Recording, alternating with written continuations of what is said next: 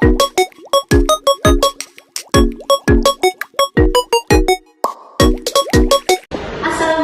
warahmatullahi wabarakatuh. Shalom, Om Swastiastu, Namo Buddhaya, dan salam kebajikan. Puji dan syukur kita panjatkan kepada Tuhan Yang Maha Esa oleh semua penyertaannya sehingga kami boleh menyelesaikan tugas dari mata kuliah pengembangan kurikulum sekolah dasar yang diambil oleh Ibu Dr. Evi Segarawati Apri, SPD NPD. Kami akan mempresentasikan hasil observasi kami, yaitu refleksi analisis capaian pembelajaran dan alur tujuan pembelajaran di SDN 20 Ranas. Namun sebelum itu, perkenalkan nama saya Lilis Dirgayanti sebagai moderator yang akan memandu jalannya presentasi kami pada hari ini. Nah, langsung saja untuk materi pertama saya akan serahkan kepada rekan saya. Baik, perkenalkan nama saya Haryani. Untuk identitas sekolah yang kami observasi yaitu di Sekolah Dasar Negeri 20 Rangas. Fase observasi kami meliputi di fase A yaitu kelas 1, kelas 2, fase B yaitu kelas 3 dan 4, dan fase C adalah kelas 5 dan kelas 6. Kurikulum yang digunakan adalah kurikulum merdeka, dan kurikulum merdeka ini diterapkan secara bertahap. Fokus analisis kami yaitu perumusan dan implementasi capaian pembelajaran atau CP dan alur tujuan pembelajaran yaitu ATP. Pendekatan pembelajaran yang yang digunakan dalam sekolah dasar ini yaitu berpusat pada siswa atau student center, kontekstual, kolaboratif, dan didukung penggunaan media visual yang konkret. Baik, sekian dari saya, terima kasih. Baik, perkenalkan nama saya Muhammad Amil Hayat. Materi selanjutnya adalah tujuan observasi. Tujuan observasi kami itu untuk memahami praktik penerapan kurikulum merdeka di sekolah dasar fase A, B, dan C, dan fokus utama pada perumusan capaian pembelajaran dan alur tujuan pembelajaran. Dan selanjutnya mengidentifikasi kesesuaian antara perencanaan kurikulum dengan implementasi di kelas, termasuk penerapan diferensiasi, asesmen otentik, dan proyek penguatan profil pelajar Pancasila. Dan selanjutnya mendokumentasikan tantangan yang dihadapi guru dan strategi adaptasi yang dilakukan sekolah dalam proses transformasi menuju kurikulum merdeka. Perkenalkan, nama saya Suma Busna. Untuk kelas pertama yang kami observasi yaitu kelas 1 atau fase A. Pemahaman dan penerapan capaian pembelajaran dan alur tujuan pembelajaran. Tujuan dan alur guru memahami capaian pembelajaran sebagai arah hasil belajar umum, dan alur tujuan pembelajaran sebagai langkah sistematis dari mudah ke sulit untuk mencapai capaian pelajaran. Alur tujuan pembelajaran dijadikan dasar dalam penyusunan modul ajar harian kelas 1. Kemudian pendekatan adaptif. Guru menyesuaikan pembelajaran dengan karakteristik anak kelas 1 yang aktif, suka bermain dan belajar melalui pengalaman langsung. Yang ketiga yaitu asesmen formatif. Dilakukan secara sederhana melalui observasi dan tugas bermain. Namun, pemanfaatannya untuk memperbaiki alur pembelajaran masih perlu ditingkatkan. Dan yang kedua yaitu tantangan dan upaya pengembangan. Yang pertama itu tantangan. Guru masih kesulitan menerjemahkan capaian pembelajaran sampai alur tujuan pembelajaran menjadi kegiatan belajar yang benar-benar berdiferensiasi sesuai kemampuan individu siswa. Yang kedua yaitu solusi. Guru kelas 1 aktif berdiskusi dalam komunitas belajar sekolah untuk menyesuaikan alur tujuan pembelajaran dan berbagi contoh praktik baik. Yang terakhir yaitu refleksi mahasiswa.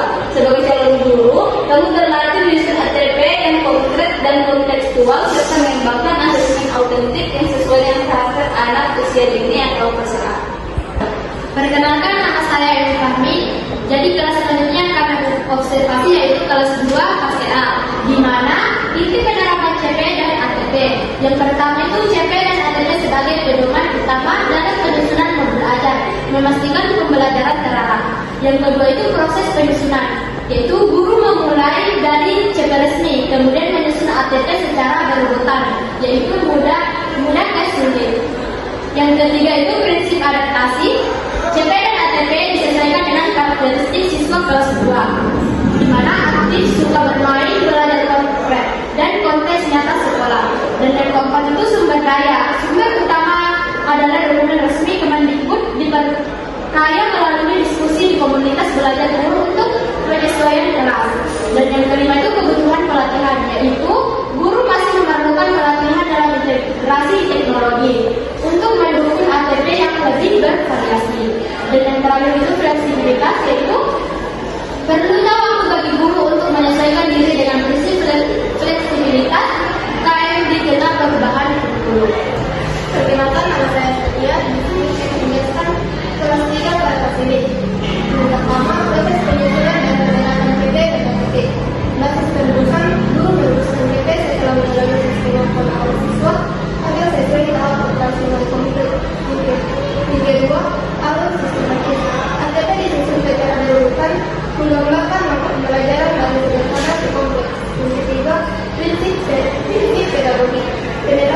ATP diterjemahkan melalui metode atau diskusi kelompok gabungan dan kontekstual seperti proyek nasional.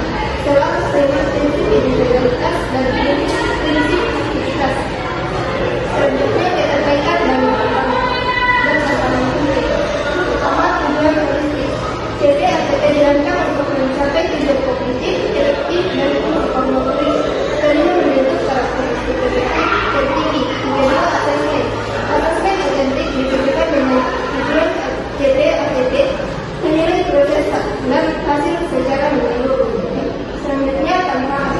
Menyesuaikan CP ATP dengan kondisi total dan kebutuhan individu siswa serta memperkuat literasi digital untuk inovasi dalam alur pembelajaran. Selanjutnya, penguatan. Mahasiswa perlu memperdalam pengolahan CP ATP untuk mampu menyusun kurikulum operasional sekolah yang adaptif. Baik, jadi kelas selanjutnya yang kami observasi adalah kelas 4, yaitu fase B. Yang pertama, proses perancangan capaian pembelajaran dan alat tujuan pembelajaran, di mana ada prinsip perancangan. Perencanaan didasarkan pada backward design, dimulai dari capaian pembelajaran atau target akhir yang diurai menjadi langkah-langkah kecil tujuan pembelajaran dan disusun alurnya menjadi ATP.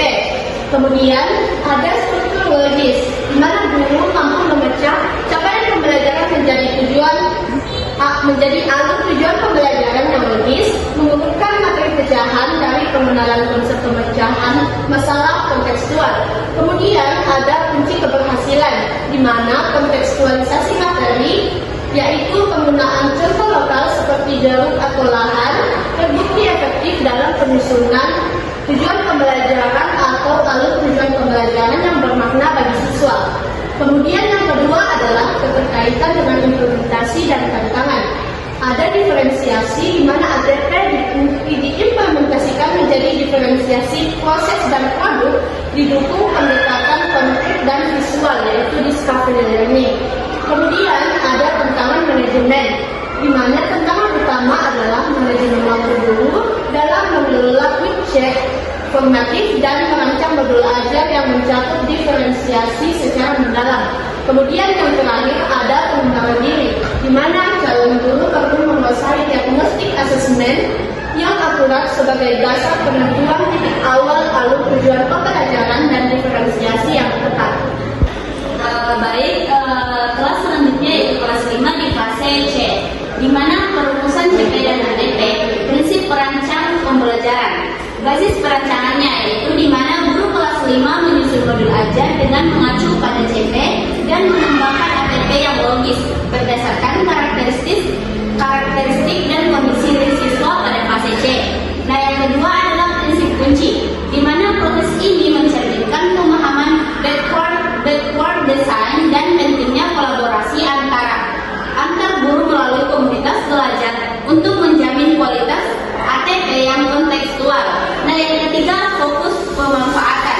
Guru tidak hanya menyalin modul, tetapi menyesuaikan ATP dengan memperkaya aktivitas berbasis digital untuk meningkatkan daya tarik siswa.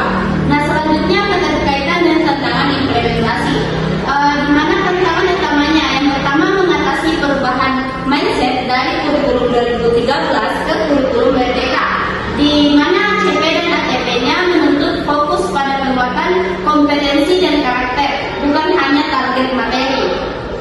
Nah, yang selanjutnya adalah inovasi dan teknologi, di mana penerapan CP dan ATP menuntut guru untuk kreatif, menggunakan media digital dan teknologi interaktif, tantangan nyata yang memerlukan pelatihan lebih lanjut. Nah, rencana kita sebagai calon guru yaitu fokus pada pemecahan struktur CP dan ATP secara mendalam dan mengasah keterampilan digital untuk menciptakan modul ajar yang relevan, fleksibel, dan berpihak pada siswa. Baik, sekian dari saya.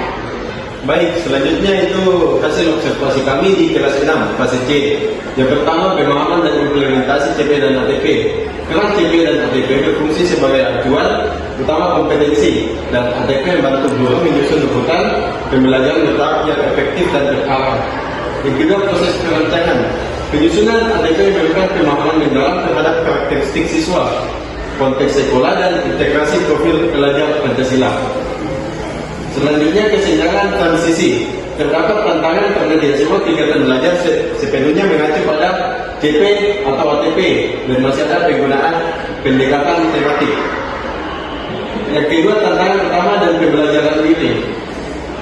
Yang pertama adalah tantangan fleksibilitas, mengelola kebebasan inovasi kurikulum mereka sambil memastikan pembelajaran tetap terarah dan sesuai dengan CP.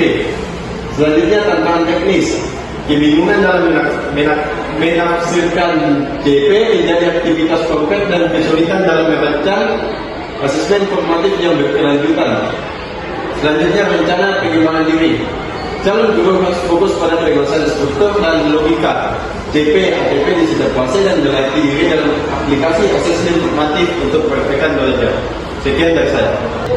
Sekian materi dari kami. Adapun kesimpulannya yaitu secara keseluruhan implementasi kurikulum merdeka di SDN 20 Langas telah berjalan dengan baik, di mana guru menunjukkan komitmen dalam memahami capaian pembelajaran dan menyusun alur tujuan pembelajaran yang fleksibel, didukung oleh komunitas belajar sebagai wadah adaptasi kontekstual. Kemudian, pembelajaran dirancang berpusat pada siswa dan memanfaatkan media konkret, namun tantangan utama yang dihadapi secara konsisten di semua fase, baik A hingga fase C, adalah optimalisasi diferensiasi praktik di kelas, serta memastikan hasil asesmen formatif digunakan secara maksimal untuk perbaikan pembelajaran yang berkelanjutan. Sekian presentasi dari kami. Assalamualaikum warahmatullahi wabarakatuh.